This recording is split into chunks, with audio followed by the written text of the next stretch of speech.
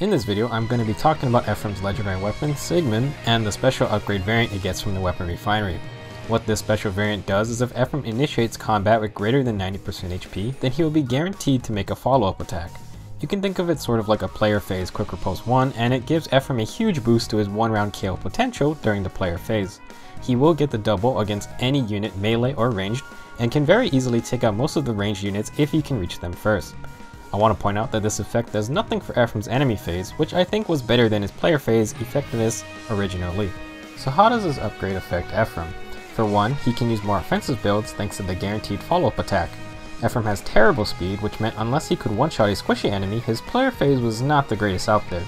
With more offensive builds, you can either focus on staying above 90% HP so that he can get multiple uses out of Siegmund's effect, or you can concentrate on just outright winning more matchups, especially against melee enemies. As mentioned, the Siegmund upgrade will not affect how he plays on the enemy phase, so if you are already happy with a build for Ephraim, you can just continue using it. This upgrade strictly just buffs his player phase to a pretty good spot.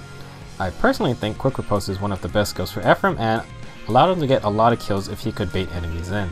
The new Siegmund opens up new options for Ephraim, but doesn't negatively impact the way he plays if you run defensive builds. He can still be built to act as a support first and fight when needed. Upgrading Siegmund to any variant does get him Hone Attack 3, which is just a 1 point increase in attack, but that's not bad for anyone. If you have the undesirable nature such as plus HP or plus resistance, but you really want to use Ephraim, you could always run the Triangle Adept A skill with Lancebreaker B skill. This can make Ephraim specialize in his effectiveness in combat, but still allows him to take all the necessary buffing skills to help out the team.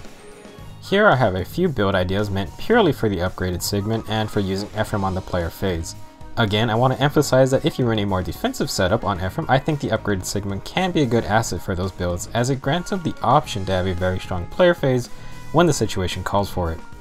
This first build here is focused purely on offensive power to take out anyone and probably get the most damage possible.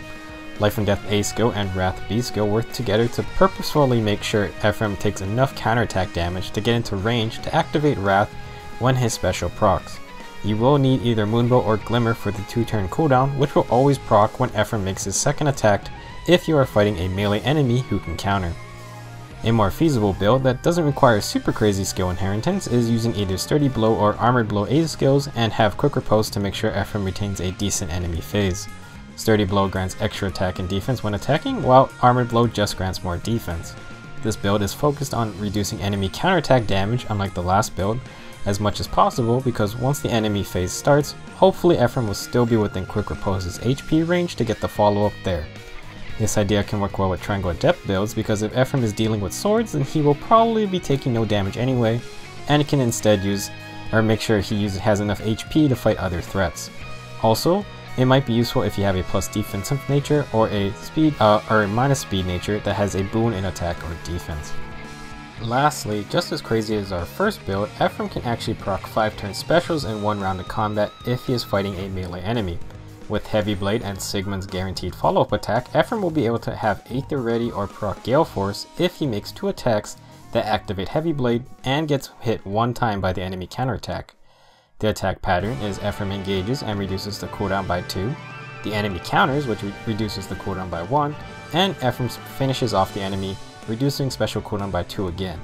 Aether can give Ephraim a nice damage boost and heal him back up, while Gale Force opens Ephraim up to take out another enemy or reposition back to safety since he may not be above 90% HP. Maybe use Quick Riposte as well to gain a similar effect even during the enemy phase.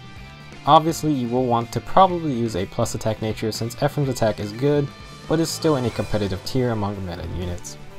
There is also the Windsweep build, but I have already made a separate video covering this build, and I will link it in the description as well as at the end card of this video. Basically, by using Windsweep and upgraded Siegmund, Ephraim can pull off 2 attacks with no enemy counterattacks. If you want to find out how, then you'll want to watch the video because it's definitely not easy to achieve and requires a ridiculous amount of investment in Ephraim's speed stat, which is pretty bad to start with. So to summarize, the special upgrade of Siegmund grants Ephraim a super strong player phase if he is basically at full health. He gains a ton of 1-round KOs even against ranged units and enemies who outspeed him anyway. The only issue is if you use Fury as an A skill. After 1 turn of combat, Fury's recoil damage will always knock Ephraim out of the 90% HP needed for the effect to work.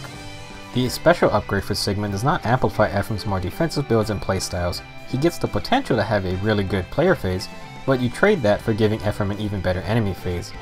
Ephraim just doesn't have enough defense or resistance to not dip below 90% HP, even against sword units who can reach over 50 attack. While you can still bait with Ephraim, and use skills like Quick Riposte, you have to accept that unless you have healing, he will most likely not get to use Siegmund's guaranteed follow-up attacks during the next player phase. You can invest in defense heavily, but they are still the normal stat upgrades if you are considering doing that. Speaking of the other upgrades, I believe Ephraim can greatly benefit from the defense and speed variants of Siegmund. With a plus defense nature, Ephraim can use the plus 5 HP and plus 4 defense from the defense variant to actually get pretty tanky. With neutral HP, he will reach 50 HP and 39 defense. Meanwhile, a plus speed nature can utilize the extra 3 speed from the speed variant to reach a decent 32. Personally, that was what I was going to go with before they fixed the special upgrades description. I do think any nature of Ephraim can benefit from the new Siegmund, but the regular stat boosting options are not that bad, especially for Ephraim builds that don't really care about the player phase and just want to use him for the enemy phase. Let me know what your plan is for Ephraim now that he can upgrade his legendary weapon. It's a shame that Erica didn't get an upgrade as well, but maybe in the future she will get a really good effect for Siegmund. I'm going to make a wild prediction and guess that since Erica was widely known as the buff queen, Siegmund will grant all 4 stat buffs, maybe not plus 4, but plus 3 similar to Performing Arts Azura and her Legendary X. That way, Erica won't have to use her Assist, C skill, or Sacred Seal slot to carry all the buffs she wants. I think that would be a pretty fun effect and open up her kit to use more useful skills. Anyway, Ephraim got a pretty good upgrade for Siegmund, and I'm pretty happy to be able to use him even more. I was actually able to pull 2 more Ephraims from the recent Weapon Refinery banner, so now my Ephraim finally gets some merges. Sadly, both of my pulls were both minus attack. One was even minus attack plus speed, just like my current one. I guess that's what I get for even getting Ephraim in the first place. That's it for this video, and I'll see you guys in the next Fire Emblem Heroes guide.